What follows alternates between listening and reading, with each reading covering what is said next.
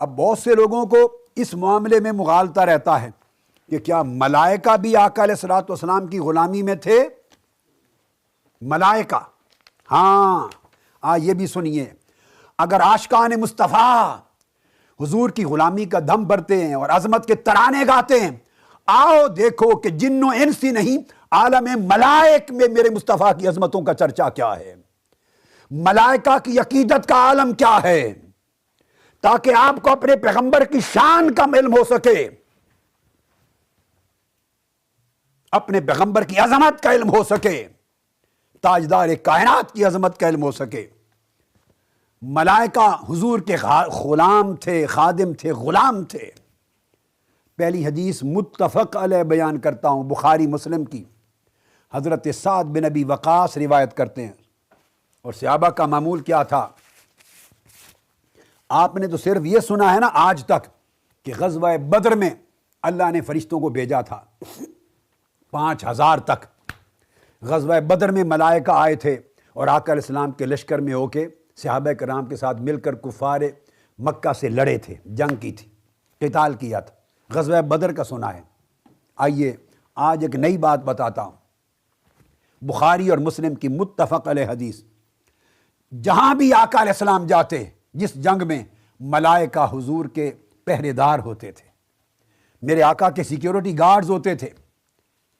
پہلے security guard صحابہ کرام ہوتے تھے، ابو بکر صدیق حضور کے گارڈ رہے، فاروق اعظم، عثمان غنی، علی شیر خدا اور دیگر رضوان اللہ تعالی علیہ مجمعین، کثیر صحابہ یکے بعد دیگرے رات اور دن کو سیکیورٹی گارڈ بن کے پہرا دیتے تھے۔ پھر آیت اتری واللہ یعصمک من الناس، کہ اللہ نے خود محبوب آپ کی سیکیورٹی کی ذمہ داری اٹھا لی ہے۔ اللہ نے فرمایا محبوب آج کے بعد صحابہ کو ریلیکس کر دیجئے، آپ کی سیکیورٹی کی ذمہ داری میں نے خود اٹھا لی۔ چنانچہ پھر اللہ پاک ملائکہ کو بھیج دے، ملائکہ میرے مصطفیٰ کے سیکیورٹی گارڈ بن گئے۔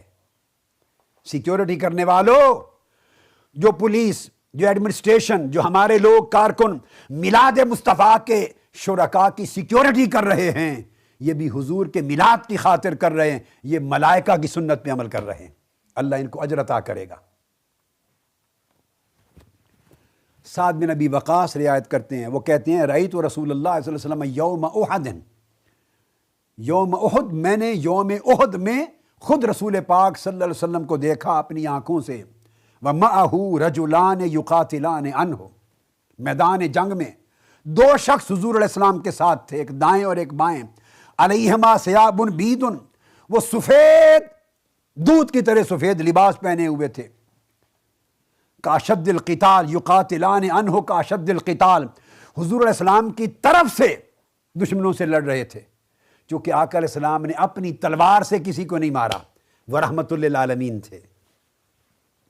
تو حضور کی جگہ تلوار دو لوگ چلا رہے تھے سفید کپڑوں میں ملبوس، ما رأیتہما قبل ولا بعد، میں نے ان دو خوبصورت سفید لباس میں ملبوس فوجیوں کو زندگی میں نہ کبھی پہلے دیکھا تھا نہ کبھی بعد میں، کبھی نہیں دیکھا۔ فرمایا وہ کون تھے؟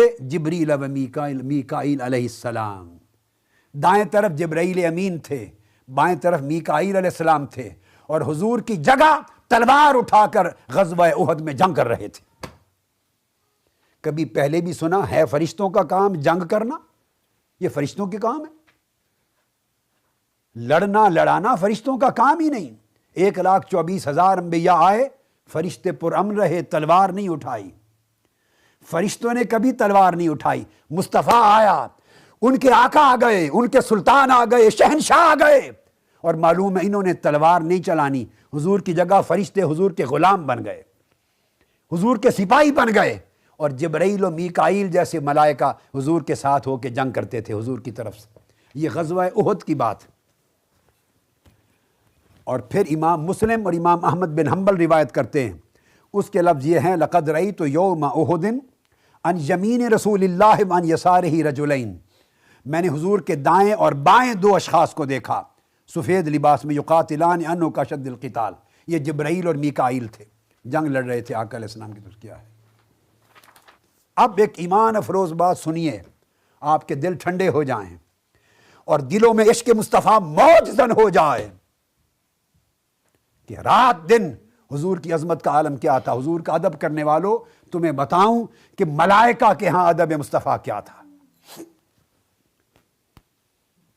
حدیث پاک میں ہے، امام احمد بن حنبل نے روایت کی، احمد بن حنبل نے، چھوٹی حدیثیں نہیں بتا رہا کتب سے، امام دارمی نے روایت کیا، امام ابو نعیم نے روایت کیا، جو آگے بتا رہا ہوں حدیث اگلی امام طبرانی نے روایت کی، اور اس حدیث کے رجال سب ثقات ہیں، اور رجال اس حدیث کے کئی طرق سے ہے، یہ رجال الصحیح ہیں۔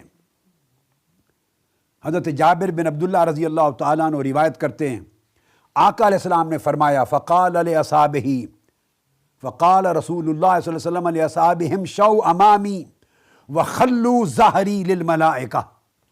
آقا علیہ السلام جب گھر سے باہر تشریف لے جاتے تو صحابہ کرام کا جھرمٹ آپ کے ساتھ چلتا۔ آپ کو اندازہ ہے کیسے محبت عقیدت میں جھرمٹ ساتھ چلتا ہے۔ آقا علیہ السلام فرماتے صحابہ کرام کو میرے آگے آگے فاصلے پر آگے آگے ہو کے چلو، مگر میرے پیچھے نہ چلو، میرے پیچھے جگہ خالی رکھا کرو۔ صحابہ کرام سے فرماتے تم آگے چلتے ہو اور میری پشت کے پیچھے ملائکہ کا جھرمٹ چلتا ہے۔